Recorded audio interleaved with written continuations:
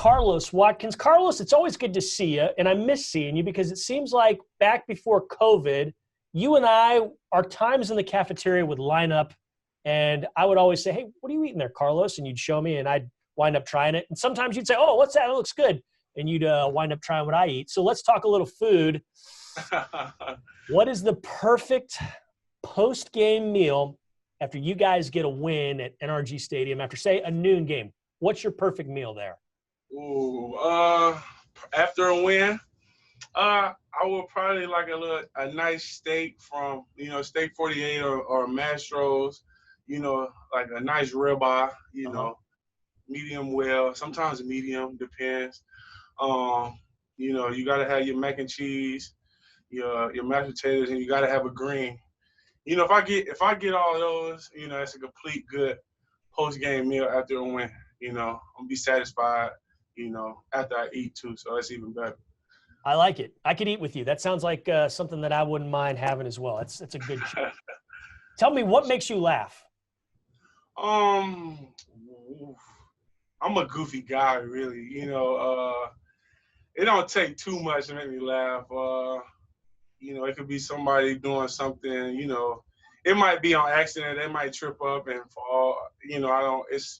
Unless they hurt, I don't laugh. But most of the guys, we got funny guys on the team, who make jokes. Watching film, you see a lot of funky things, people falling. You might see a player bump into an official or something, and it's just hilarious to see those things like that. I'm a goofy guy. I'm always laughing, honestly. I got you. Who is the first person you text or you call after a game? Probably my dad. We've been kind of doing that for a long time. Also, one of my former coaches, Coach McDowell.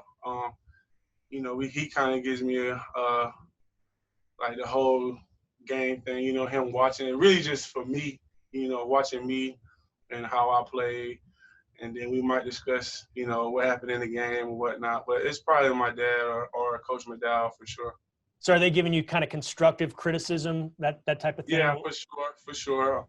I mean, I ain't going to say it's too constructive right at the game, especially if it's lost. But, they'll give me some feedback that I definitely need to hear. All right. Okay, let's do this. 1 through 5. Let's rank the famous Carloses. You got yourself, Carlos Watkins, the Astros shortstop, Carlos Correa, Carlos the Jackal, Carlos Santana, the guitarist, and Carlos the baby from The Hangover. Where do they rank, 1 through 5? I would probably put myself at 5. Oh, okay. All right. You're a humble guy. Huh? Yeah. I'll put myself at 5. And you said, whew. All right, next I'll probably go Carlos Santana. Okay. And then I might go, Correa is cold. He got to be number 2. Okay. Who? You said Carlos the Jackal? Yeah, the assassin. So he's kind of a bad guy. Maybe we should leave him off the list. All right, I'll start over. I'll put him at 5, and I'll be 4. Okay. Then I'll put Carlos Santana at 3. Okay. And then I will put Carlos Correa at 2. And then baby Carlos from The Hangover. The baby's number 1. All right. We're lifting the children of the world up. I like you, Carl. It's a good rank. Now tell me this. We're in the pandemic. We're all wearing masks when we're around others, and we're being careful. But once this all ends, do you think when you go to a movie theater or a restaurant that we should have to check our shoes at the door? Check our shoes at the door? Yeah, our shoes. No, I don't think it's that crazy. I don't think we should do that. Because, honestly, I know people who really don't wear socks and their feet really stinks bad. And I couldn't imagine, being in a movie theater trying to watch a movie and you smell feet the whole time. But yeah, I think that might be taking it overboard right there. Yeah, one of the guys that set that shot up that we're doing this interview on, that set the camera up, he thought, we played a practical joke on him, and he thought that when he moved to Texas, that there was a law stating you had to take your shoes off when you went into a movie theater. So we got to with that. Yeah. Oh man, that would have been crazy. He took them off. Hey, speaking of movies, Carlos, what's the first movie or the only movie, or tell me the first movie that gave you nightmares? First movie that gave me nightmares. Chucky. Chucky. You Okay. know, yeah. I had older cousins. You know, I was young at the time, and I don't know why they were just. I knew they wanted to scare me, but it definitely got to me. I really didn't sleep. I really didn't want to sleep that whole night. I ended up falling asleep, but yeah, that kind of messed up my mind a little bit. But I mean, I'm good now. I don't have the exact stat in front of me, but I believe that cousins are responsible for 93% of the scary movies watched. You know, like you don't watch a scary movie unless like your cousin has tricked you into that. So definitely. That's one thing cousins are not good at. They've got a lot of other good qualities. I don't think that's one of their especially the older cousins. Absolutely. Older cousins, yeah, for sure. I'm with you on that. All right, what's the last thing you do before you go to sleep at night? Honestly, I eat ice cream before bed almost every night. It's almost like a ritual now. I get the chocolate halo ice cream, strawberry.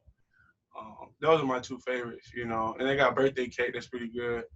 Ooh. I just eat a pint of that, and then, go to bed. It's kind of like, I guess it cools me off too. So, something cold, and I just go to bed right after that. It's a ritual, honestly. I do it every night. Okie doke. All right. What is the one app on your phone that you cannot live without? Oh, man. I guess it's sad to say it would be Instagram for sure. A lot of, you got a lot of friends and especially teammates. And, that's where the good laughs come from. They find funny videos on there, that DM you. And it's just like, that's something that you kind of look for, because it's going to be something funny on there every day. It's like, it's going to happen. So I guess that, and really getting those funny messages from the guys, that's pretty much it. Okay, let's say you're stranded on an island, but you have an unlimited amount of water and you're definitely guaranteed one meal a day. So you're not going to starve and you're not going to be thirsty. What two things are you going to bring with you to that island? Because you'll be able to eat and you won't be thirsty. I know I'll be able to eat and I won't be thirsty. I'm definitely going to have to bring my girlfriend with me. Good. That's the first. And then if I could somehow get a TV out there with some kind of electricity, that might be doing too much. No, that's something you could have that. There you go. That's fine. I ain't gonna say. I say I need a bed. I need somewhere I can sleep real good and comfortably. So I would probably do a bed. Everything else I don't really need. I think I'll be all right with a bed. Okay, a bed and your girlfriend. Those are good. Yeah. Now, which of your teammates would thrive in that environment? Who would do really well? JJ Watt and PK. Those two, I can see, if we're stranded out there on the island, they're gonna make something happen. We're gonna get something done, with them two for sure.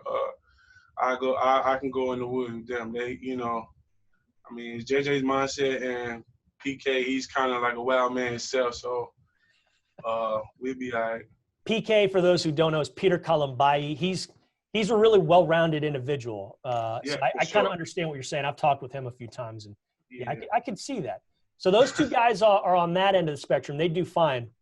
Who's not going to make it? Which teammates are not going to make it? Oh man, I'm gonna say Dunny. He got. He too bougie. He don't want to be out there in the outdoors. I guess you could say that. And Charles Amenahu, they kind of, some flashy guys. Don't really like being out there, in the outdoor.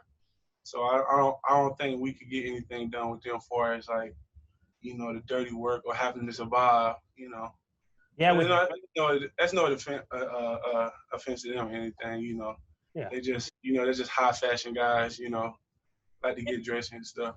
And what would DJ Dunny do without his aux cord? I mean, if he didn't have his, that's like kryptonite. You don't have your aux cord. I guess you could really say that. It's definitely kryptonite.